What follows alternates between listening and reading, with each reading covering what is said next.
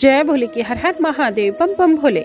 आज मैं आपको सुख सागर 10वें स्कंद का 9वां अध्याय सुना रही हूँ।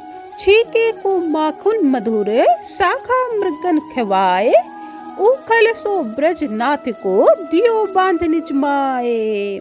सुनी श्री सुखदेव जी बोले, हे राजा परीक्षित, एक दिन समस्त दासियां घर के अन्य कार्यों में संलग्न थी।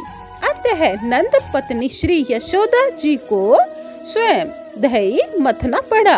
यशोदा दही मथने की बिल्लोने की ध्वनि के साथ साथ भगवान कृष्ण की बीती हुई लीलाओं का गान कर रही थी और उसके हृदय में आनंद की धारा बह रही थी।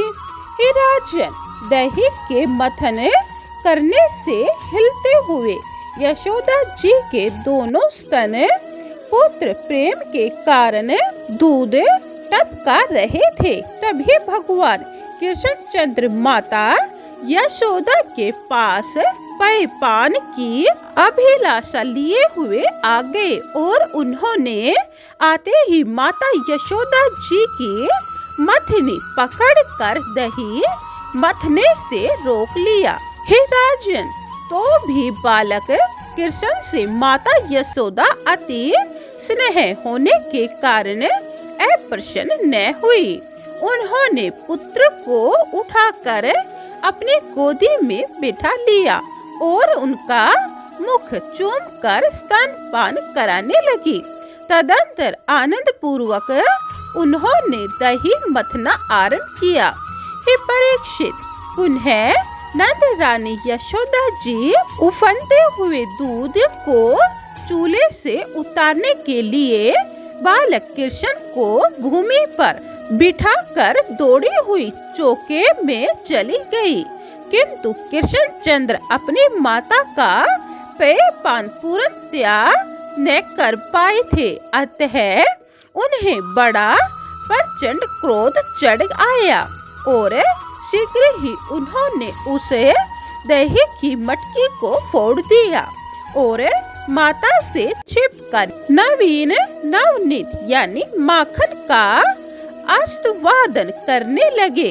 तदंतर यशोदा जी चूल्हे से दूध उतार कर लौट कर आई। तब उन्होंने वहां पर दही की मटकी फूटी हुई देखी। आध विलोए गाढ़ मटा की कीच भूमि पर हो रही थी। वे सब समझ गई कि ये तो कृष्ण की ही करतूत है। जब माता ने कृष्ण को वहां न बैठा पाया तो उन्हें हंसी आ गई कि वह मेरे भय के कारण कहीं जा छिपा है। बालक कृष्ण तो बगल वाले कमरे में ओखली पर पांव धरकर छीके से माखन की मटकी जो कि भरी हुई थी उसमें से स्वयं भर पेट माखन खा रहे थे और साथ साथ ब्रज के बंदरों को भी माखन लुटा रहे थे। कोई मुझे देख न ले, इस बह के कारण माखन चोर कृष्ण चारों ओर नेत्रों को घुमा घुमा कर देखते रहते थे, किंतु चोर कर्म वाले कृष्ण को माता यशोदा ने देख लिया और वह पीछे की ओर से कृष्ण के पास आ गई।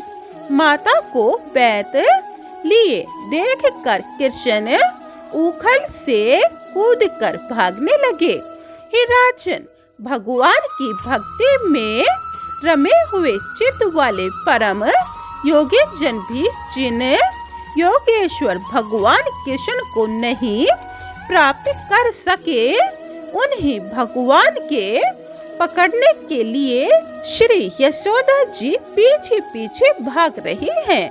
कुछ ही देर में यशोदा जी ने बालक कृष्ण को पकड़ लिया। तदंतर माता के भय से कांपते हुए मायापति भगवान कृष्ण रुदन करने लगे। माता यशोदा जी ने वैद दिखा दिखा कर किशन को बहुत कुछ डांटा। पुनः वैद को फेंक कर उनके हाथ पांव रस्सी से बांधने लगी और फिर यशोदा जी कहने लगी, जिस रस्सी से श्री कृष्ण जी बंधे जा रहे थे वह रस्सी गांठ देने में 2 उंगल छोटी रह गई। पुनः माता ने उसमें और रस्सी जोड़ी, किंतु फिर भी कम ही रही। इस प्रकार अनेक रस्सी जोड़ने पर भी वे बंध न सके।